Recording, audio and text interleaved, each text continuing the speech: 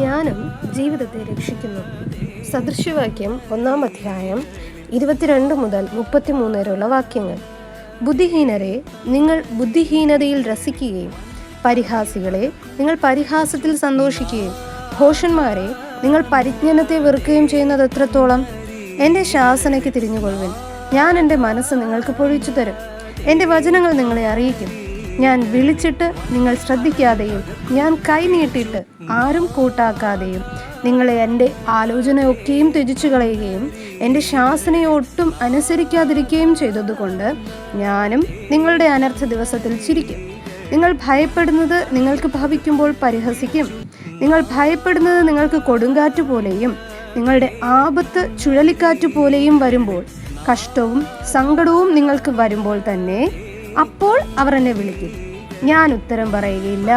എന്നെ ജാഗ്രതയോടെ അന്വേഷിക്കും, കണ്ടെത്തുകയുമില്ല. അവർ പരിജ്ഞാനത്തെ വെറുത്തുവല്ലോ, യഹോവ ഭക്തിയെ തിരഞ്ഞെടുത്തതുമില്ല. അവർ എൻ്റെ ആലോചന അനുസരിക്കാതെ എൻ്റെ ശാസനയൊക്കെ നിരസിച്ചു കളഞ്ഞതുകൊണ്ട് അവർ സ്വന്ത വഴികളുടെ ഫലം അനുഭവിക്കുകയും തങ്ങളുടെ ആലോചനകളാൽ തൃപ്തി പ്രാപിക്കുകയും ചെയ്യും. ബുദ്ധിഹീനരുടെ പിന്മാറ്റം അവരെ കൊല്ലും. ഭോഷന്മാരുടെ നിശ്ചിന്ത അവരെ നശിപ്പിക്കും. എൻ്റെ വാക്ക് കേൾക്കുന്നവനോ നിർഭയം വസിക്കുകയും ദോഷഭയം കൂടാതെ സ്വൈര്യമായിരിക്കുകയും ചെയ്യും.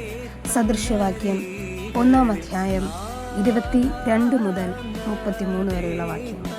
ജ്ഞാനം തിരഞ്ഞെടുക്കൂ, ജീവിതം വിജയകരമാക്കും. ആമേൻ.